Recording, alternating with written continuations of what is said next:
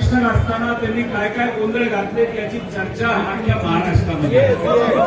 गोंधळ घालणारा जर एखादा अधिकारी त्याला तुम्ही एमपीएससीचा अध्यक्ष बनवत असेल तर हे आम्हाला मान्य नाही.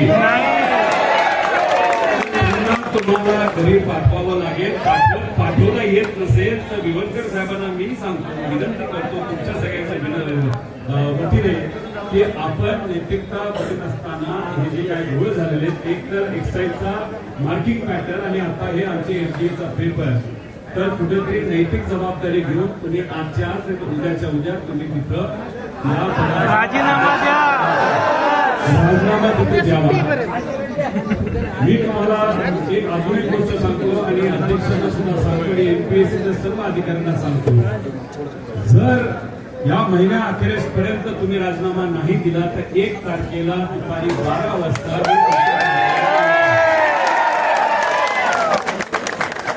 आता माझ्या बरोबर 1, 2, 3, 10, 100, 1000 किती लोक येतील हे मला सांगा.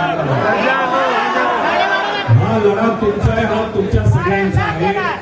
एकटा हा लढा व्यक्ती लढू शकत नाही, पाठिंबा आपला द्यावाच लागेल. त्यामुळे या महिन्या अखेरीसपर्यंत एमपीएससीच्या अध्यक्षाने शांततेत नैतिकता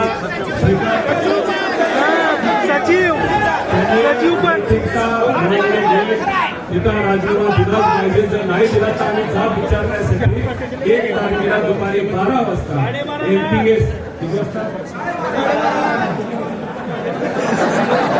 एमपीएससीच्या कार्यालयाला तिथे जाणाऱ्या अध्यक्षाला सुद्धा भेटू, सचिवाला सुद्धा भेटू आणि त्यांचे राजीनामा आधीच झाले असतील तर दुसरा एखादा स्वच्छ प्रतिनिधी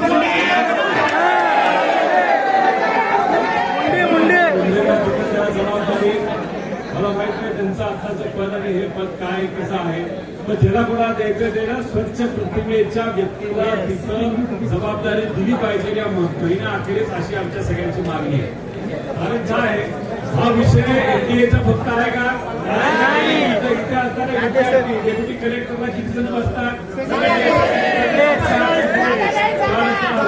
कुठले पद असतात त्याला बसतो का नाही बसत. समजा एकदा एखादा पेपर एमपीएससीचा फुटत असेल तर उद्या जाऊन कुठल्या पुढच्या परीक्षेचा फुटणार नाही याची दक्षता नाही, याची जबाबदारी सरकार घेणार आहे का? आता 13 लाख आहे, 13 लाख अध्यक्ष त्याला घरी पाठवा. आमचा विश्वास एमपीएससीवर आहे, आमचा विश्वास हा ऑफलाईन परीक्षेवर आहे. सरकारने इतके न घेत हुशार हे म्हणते आम्ही ऑफलाईनचा पेपर आता फुटला, ऑनलाईन आम्हाला घ्यावं लागतं. अनेक उदाहरणं आम्ही दिलेले, ऑनलाईन पेपर इतके फुटले आम्हाला ऑनलाईन परीक्षा आणि ऑफलाईन घेत असताना आम्हाला एमपीएससी पुन्हा पाहिजे.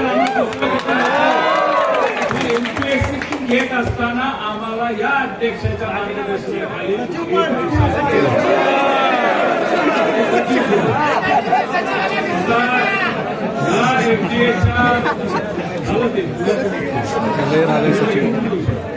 आता एफडीएचा पेपर फुटला याच्या बाबतीत तुम्हाला अनेक लोकांना डाऊट असेल, कोणाकोणावर एफआयआर झाली. मला असं कळते माझ्या सोर्सेसच्या माध्यमातून दुपारपर्यंत कळेल तुम्हाला सगळ्यांना, एमपीएससीचे 3 अधिकारी आहेत जे या पेपर फुटीमध्ये त्यांनी सहभाग घेतला होता.